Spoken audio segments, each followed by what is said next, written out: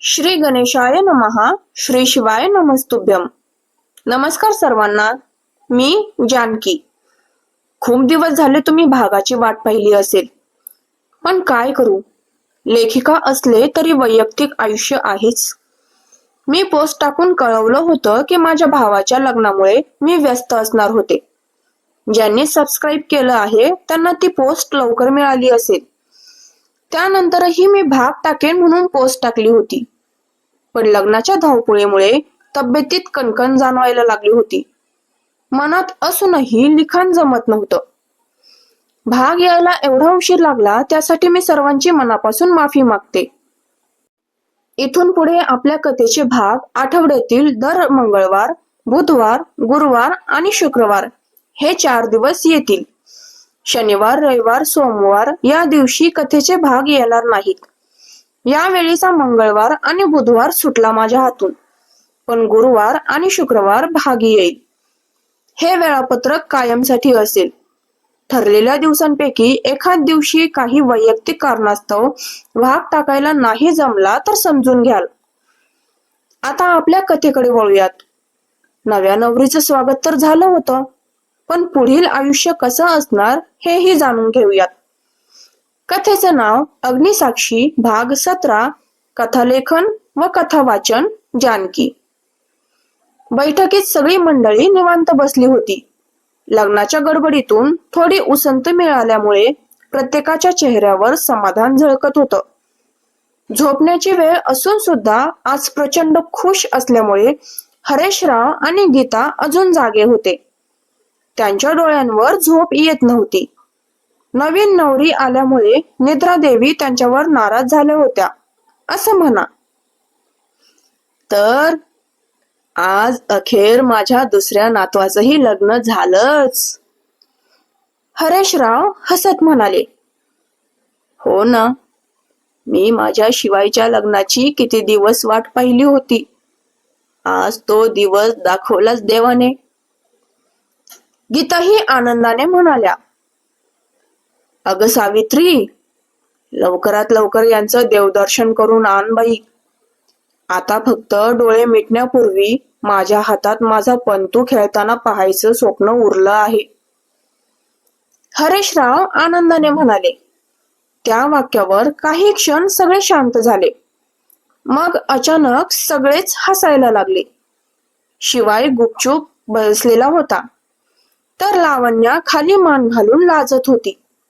नमिताच्या चेहऱ्यावर नेहमीप्रमाणे 12 वाजलेलेच होते. बाबा, आत्ताच तर लग्न झालं आहे. अजून बराच वेळ आहे तुमच्याकडेही, पण तू लवकरच खेळायला येईल तुमच्याकडे, विक्रांत हसून म्हणाले. आणि हरेशराव ओठांवर स्मित ठेवून त्यांच्या नातवाकडे पाहत होते. वेळेचं काय सांगावं रे बाबा, कधी काळाची सावली आमच्यावर पडेल सांगता येत नाही. म्हातारं हाड आहे आमचं, अजून किती दिवस टिकून राहणार. मोठ्या सुनेने तर अजूनपर्यंत हा आनंद दिला नाही आम्हाला. आता लहान सुनेकडूनच काही अपेक्षा ठेवाव्या लागणार असं दिसत आहे. गीता नाराजीने नमिताकडे पाहत म्हणाल्या. नमिताने एक मोठी सून म्हणून घरातल्या जबाबदाऱ्या कधीच स्वीकारलेल्या नव्हत्या. त्यामुळे तिचा लाडका दीर सोडला तर घरातले सगळे सदस्य तिच्यावर नाराज होते. गीतांचं बोलणं ऐकून नमिताच्या कपाळावर आठ्या उमटल्या. येऊन जाऊन माझ्यावरच घसरायची सवय आहे का तुम्हा सगळ्यांना? आता माझ्याकडून नाही मिळाली गोड बातमी तर त्यात माझी काय चूक आहे, नमिता फणकारत म्हणाली. हाच तर तिचा मूळ स्वभाव होता. जेव्हा केव्हा ती घरच्यांशी बोलायची तेव्हा तिच्या तोंडून उद्धट आणि टोचणारे शब्दच बाहेर पडायचे. याच कारणामुळे घरातील सदस्य तिच्याशी फार संवाद साधणं टाळत असायचे. आम्ही तुला दोष देत नाही, फक्त आमच्या अपेक्षा बोलून दाखवल्या इतकंच. असो. गीतांचं मन तिच्या बोलण्याने दुखावलं गेलं होतं. नमिता पुढे अजून काही बोलणार इतक्या सावित्रीबाई सावरायला पुढे येणार होत्या, पण त्या आधीच लावण्या बोलू लागली. आजी, नाराज होऊ नका. मूल बाळ लवकर किंवा उशिरा होणं आपल्या हातात नसतं ना. लवकरच नमिता ताई तुम्हाला गोड बातमी देतील. तुम्ही फक्त आनंदी राहा. चला बरं, आता तुमच्या झोपेची वेळ झाली असेल. बाकी गप्पा गोष्टी आपण उद्या करूया. लावण्य हसून म्हणाली आणि त्यांच्या जवळ येऊन उभी राहिली. तिचा हा समजूतदारपणा पाहून सगळ्यांनाच खूप छान वाटलं. एक छोटीशी गोष्ट वादात न बदलता तिने शांतपणे थांबवली होती. तिचं हे वागणं सर्वांनाच भावलं होतं. हा काही देखावा नव्हता. ती खरंच मनापासून आजींना सावरण्याचा प्रयत्न करत होती. म्हातारी माणसं लवकरच काळजीत येतात हे तिला ठाऊक होतं. काही वेळापूर्वी आजी जशा आनंदात होत्या तोच आनंद नमिताच्या बोलण्यामुळे क्षणात विरघळल्यासारखा वाटत होता. लावण्याच्या गोड शब्दांनी आजींना बरं वाटलं होतं. तिने गीता यांच्या जवळ येऊन आपला हात पुढे केला.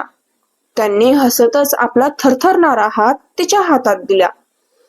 तिने हळुवारपणे त्यांना आधार दिला, सावधपणे उभं केलं आणि त्यांच्या खोलीकडे घेऊन जाण्यास निघाली.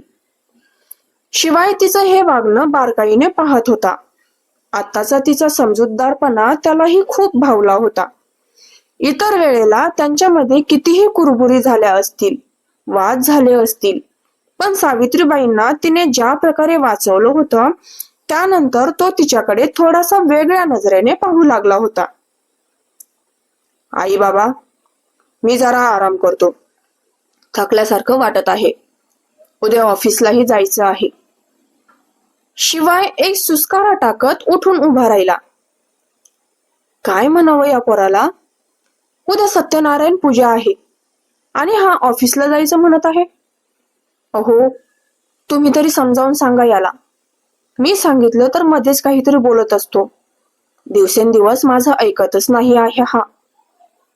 सावित्रीबाई कपाळावर हात मारत तक्रारीच्या सुरात म्हणाल्या. त्याचं ऑफिसचं बोलणं त्यांना अजिबात आवडलं नव्हतं. तुझी आई बरोबर बोलत आहे शिवाय. आजचं लग्न कुठल्या परिस्थितीत पार पडलं हे तुला माहित आहे. पुढचा संसार सुखरूप व्हावा म्हणून देवदर्शन आणि सत्यनारायण गरजेचं आहे. 2-3 दिवस सुट्टी घे. आम्ही कायम तुला घरात थांबायला सांगणार नाही, पण सध्या काही दिवसांचा प्रश्न आहे. बाकी तुझा स्टाफ सांभाळेलच. विक्रांत यांनीही सावित्रीबाईंचं म्हणणं पुढे नेलं. ठीक आहे बाबा, पण मग 2-3 दिवसांत सगळं आवरायला पाहिजे असं नियोजन करा. अखेर शिवाय देवदर्शनासाठी तयार झाला. त्यामुळे सावित्रीबाईंच्या चेहऱ्यावर आनंद पसरला. सध्या तू जाऊन आराम कर. बाकी टेन्शन घेऊ नकोस. तुझ्या म्हणण्याप्रमाणे 2-3 दिवसांचंच नियोजन करू. सावित्रीबाई प्रेमाने म्हणाल्या. त्याने मान हलवून होकार दिला आणि खोलीकडे निघून गेला. तो गेल्यानंतर सावित्रीबाईंनी हरेशरावांचा हात धरून त्यांना त्यांच्या खोलीत सोडलं. मग त्या आणि लावण्या परत बाहेर आल्या. काव्या, बाळा, देवदर्शन होईपर्यंत लावण्याला तुझ्यासोबत तुझ्या खोलीतच राहू दे. सावित्रीबाई हसत म्हणाल्या. काव्या लगेच खुश झाली. अखेर तिची बेस्ट फ्रेंड आज तिची वहिनी झाली होती. त्या दोघी आता काही दिवस एकत्र राहणार होत्या. याचा तिला खूप आनंद झाला. पुढे लावण्या तिच्या संसारात गुंतली की कदाचित इतका वेळ मिळणार नाही, हाच विचार तिच्या मनात उमटून गेला. एक जोराची चापट रिद्धिमाच्या गालावर बसली आणि ती विवळत सोफ्यावर कोसळली. हा प्लॅन होता तुझा? शिवायच्या कुटुंबात प्रवेश मिळवण्यासाठी हा मार्ग निवडला होतास तू? प्रणव रागाने तिच्या जवळ आला. तिच्या केसांना धरून तिचा चेहरा आपल्या दिशेने फिरवत म्हणाला. शिवाय आणि लावण्याच्या लग्नाची बातमी त्याच्यापर्यंत पोहोचली होती. ती ऐकताच त्याच्या डोक्याची नस तडकली होती. हा डाव फसल्यामुळे तो रिद्धिमालाच दोषी समजत होता. प्रणव, विसरू नकोस, हा सगळा प्लॅन मी तुला आधी सांगितला होता. तूही त्याला मान्यता दिली होतीस. आता मध्येच काही बिघडलं तर त्यात माझी काय चूक आहे? रिद्धिमा विव्हळत म्हणाली. तुझं नशीबच खोटं आहे. तू आणि तुझी बहीण दोघी निरुपयोगी आहात. वाटलं होतं की यावेळी तरी काही साध्य होईल, पण आत्ताही निराशाच झाली. त्याने तिचे केस झटका देत सोडले. तिचा चेहरा सोफ्याच्या गादीवर जोरात आदळला.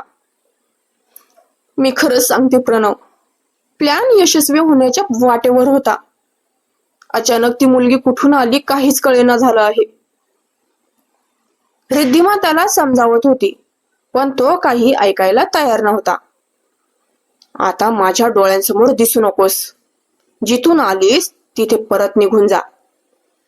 प्रणवने थेट फरमानच सोडलं. माझी बहीण?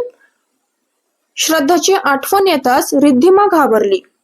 आता तो तिच्यासोबत काही वाईट करणार का, या विचारानेच तिचा थरकाप उडाला. तिला कायमची विसर. आता तिला थेट त्या शिवाय धर्माधिकारी समोर फेकून देणार आहे मी. प्रणवच्या शब्दांनी ती हादरून गेली. नाही, असं करू नकोस प्रणव. अरे, तो शिवाय आता क्रूर झाला आहे. त्याच्या समोर माझ्या बहिणीला उभं केलंस तर तो फाडून टाकेल तिला. मी काहीतरी करते. आणखी एक प्रयत्न करते. यावेळी काहीही झालं तरी त्याच्या कुटुंबात शिरतेच. फक्त प्लीज माझ्यावर विश्वास ठेव आणि माझ्या बहिणीवर अन्याय करू नकोस. ती त्याच्या पायात साक्षात श्रद्धाच्या जीवाची भीक मागत होती. प्रणव अजूनही संतापात होता. तुझ्याकडून काहीही होणार नाही आता. जाऊन एका कोपऱ्यात बस. यापुढे सगळं मीच सांभाळतो. त्याचे डोळे रागाने लाल झाले होते. प्रणव, मी खरंच. निघ. तो तिच्यावर बुरकावला. तशी ती घाबरून 2 पावले मागे सरकली. या क्षणी आणखी काही बोलणं धोक्याचं ठरू शकत होतं. हे लक्षात आल्यावर तिने तिथून निघणंच पसंत केलं. घरभर शांतता पसरली होती. विक्रांत आणि सावित्रीबाई झोपायच्या तयारीत होते. सावित्रीबाई ब्लँकेट व्यवस्थित करत होत्या आणि टेबलावर पाण्याचा मग ठेवत होत्या. तेवढ्यात विक्रांत यांचा आवाज त्यांच्या कानावर पडला. सावित्री, तू आता रिद्धिमाला काय सांगणार आहेस? रिद्धिमाचं नाव ऐकताच सावित्रीबाई क्षणभर थबकल्या. हातातलं काम थांबवून त्यांनी विक्रांत यांच्याकडे पाहिलं. त्या हळूच बेडवर बसल्या. अहो, याचा मी विचारच केला नव्हता. त्या नकळत शून्यात पाहत म्हणाल्या. आता विचार करावाच लागेल. शिवायचं लग्न झालं आहे हे तिला कसं सांगायचं हे तुलाच ठरवावं लागेल. विक्रांत थोडा वेळ शांत बसले आणि म्हणाले. त्यांनाही सावित्रीबाईंच्या मनस्थितीची जाणीव होतीच. रिद्धिमा कोण होती, तिचं वागणं कसं होतं याची कल्पना विक्रांत यांना फार नव्हती. त्यामुळे त्यांनी हा निर्णय सावित्रीबाईंच्या हातात सोपवला. मला काहीच सुचत नाही आहे. बिचारी रिद्धिमा. शिवायचं स्थळ सुचवलं होतं तेव्हा किती आनंदात होती ती. कदाचित तिने स्वप्न रंगवली असतील. माझ्यावर खूप विश्वास होता तिचा. आता हे सगळं सांगितल्यावर तिचं मन मोडेल, तुटून जाईल ती. सावित्रीबाईंच्या डोळ्यात हळवेपणा उमटला. त्यांच्या आवाजात काळजी होती आणि चेहऱ्यावर एक गहिवर आलेला होता. एक काम करू का? उद्या सत्यनारायण पूजा आहे, तर मला वाटतं तिला पूजेसाठी बोलावून घेऊ. येथे आल्यानंतर मी तिला सविस्तर समजावून सांगेन. कदाचित ती समजून घेईल. सावित्रीबाई आपले दोन्ही हात एकमेकांवर हलकेच चोळत म्हणाल्या. हे बघ, अशी उदास होऊ नकोस. आणि असं तिला सत्यनारायण पूजेला बोलावणं मला योग्य वाटत नाही. शिवाय आणि तिच्या लग्नाची काही तयारी वगैरे झालेली नव्हती. आणि शिवायला जर हे समजलं तर तो ज्वालामुखी होऊन भडकणार. हे आपल्याला माहीतच आहे. त्यापेक्षा जे काही बोलायचं असेल ते बाहेर भेटूनच बोल. विक्रांत सावित्रीबाईंच्या खांद्यावर अलगद हात ठेवत शांतपणे म्हणाले. त्यांचे बोलणं ऐकून सावित्रीबाई गप्प बसल्या. मनात विचारांचे वादळ उसळायला लागले होते. विक्रांत खरं बोलत होते. अनोळखी व्यक्तींना अचानक पूजेसाठी बोलावल्यास शिवायचा संताप अनावर होईल हे त्यांनाही ठाऊक होतं. त्याने याआधीही अशा प्रसंगांवर राग व्यक्त केला होता. आणि जर लावण्यालाही हे आवडलं नाही तर ती पहिल्याच दिवशी नाराज होईल, हाही विचार त्यांच्या मनात चमकून गेला. ठीक आहे, बाहेर जाऊन बोलेन तिच्याशी. सावित्रीबाईंनी मान डोलावत होकार दिला. आत्ताच नाही, पूजा आणि देवदर्शन सुखरूप पार पडू दे, त्यानंतर निवांत बोल. विक्रांत यांनी सुचवलं. काळजी करत बसू नकोस, उद्याची पूजा आहे, तयारी तुलाच करायची आहे. लवकर झोप म्हणजे लवकर उठशील. तू उदास दिसलीस की खूप म्हातारी वाटतेस. विक्रांत हलक्या फुलक्या शब्दांत म्हणाले. त्यांनी सावित्रीबाईंची हनुवटी हलकेच धरून त्यांचा चेहरा आपल्याकडे वळवला. आता कशी तिशीतली तरुण वाटतेस. विक्रांत मिश्किलपणे म्हणाले. सावित्रीबाई गोड लाजल्या. काहीतरीच तुमचं. हे वय आहे का अशी चेष्टा मस्करी करण्याचं. त्या गोड हसत म्हणाल्या. तुझं वय आहे का मग लाजण्याचं. चेहरा गुलाबासारखा लाल झाला आहे बघ. विक्रांत आताही त्यांना चिडवतच म्हणाले आणि सावित्रीबाईंना मिठी मारली. प्रणवचा डाव फसल्यामुळे आता तो कोणतं पाऊल उचलणार. उद्याची पूजा सुखरूप पार पडेल ना. त्यात काही विघ्न तर नाही ना येणार. ते कळेलच पुढील भागात. तोपर्यंत हा भाग कसा वाटला नक्की कळवा. व्हिडिओ आवडल्यास लाईक आणि कमेंट नक्की कराल. चॅनेलला सबस्क्राईब करून प्रोत्साहन द्याल. आणि कृपया माझ्यावर राग धरू नका. काही वैयक्तिक कारण असल्यामुळे मी अशीच व्हिडिओ बनवण्याचे थांबवणार नव्हते. समजून घेऊन प्रोत्साहन द्याल अशी मी आशा करते. धन्यवाद.